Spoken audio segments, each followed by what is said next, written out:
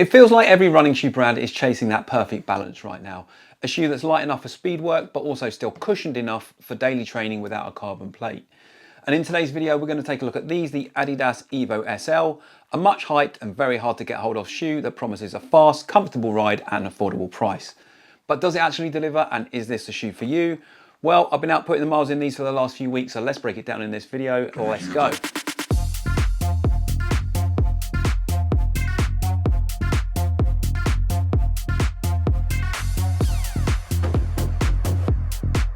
So first things first, let's start with what these shoes are not.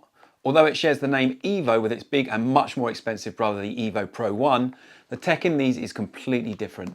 The only thing they share is a similar look, and they both have a rocker that starts at 60% of the length of the shoe. Other than that, they have a different upper, the midsole is a different compound of Lightstrike Pro, and the outsole is totally different. The name Evo is probably just simply some decent bit of marketing by Adidas. Now that's out of the way, let's talk about what these shoes actually are. They are light, and for a daily trainer, really light. In my UK size 10.5 US 11, they weigh in at 248 grams, which for comparison, it's only about 25 grams heavier than the top of the range Adizero Adios Pro 4. The design is sleek and takes a lot of inspiration from the top end racers like the Evo Pro 1, and as you can see here, alongside the Pro 4. But don't be fooled, this is a dedicated trainer and not a racing super shoe.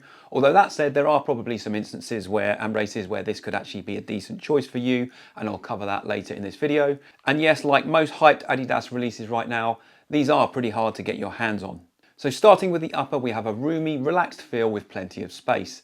I sized up to a UK 10.5, which is a US 11, as I do in all of my Adidas shoes, and for me that was the right thing to do. I would advise trying them on first though if you can, because although 10.5 UK was right for me, they do feel a little more accommodating than most other Adidas shoes that I have. So I would expect in many cases your usual size could work. These will be just fine for somebody with a wider foot. The upper is decently breathable, with the majority of the mid to toe box being well ventilated, as you can see here when I put a light inside the shoe. The upper is an engineered mesh which is soft, airy and comfortable, which means that this shoe will be fine for runners in hotter climates as well as cool ones. The tongue is thin and not gusseted, and when lacing up I did notice a small amount of bunching on the sides of the tongue. That said, the tongue has stayed in place in the runs that I've done so far, and it's not been an issue for me to be concerned about. The laces are bog standard flat laces, nothing special, but I've got a secure lockdown with these without a need for a runner's knot, which is basically what you want from laces. The heel area is well padded with a decent amount of structure at the rear to give your ankle support.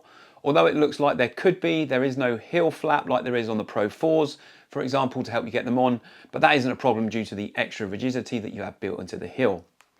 Okay, let's talk about what makes the Evo SL so special, and that is the midsole. Adidas has packed this with Lightstrike Pro foam, the same foam used in their top tier racing shoes over the last few years, such as the Pro 3 and the Prime X Strung 2. It's important to know though that it's not the same Lightstrike Pro compound as you will find in the newer Pro 4s or the Evo Pro 1, which is a much softer compound. Now that's not a bad thing, because without a carbon plate, the newer Lightstrike Pro foam would be way too soft, and this shoe would be way too unstable if they use that compound. What that means for you is a really energetic, springy ride, especially for up-tempo runs and intervals.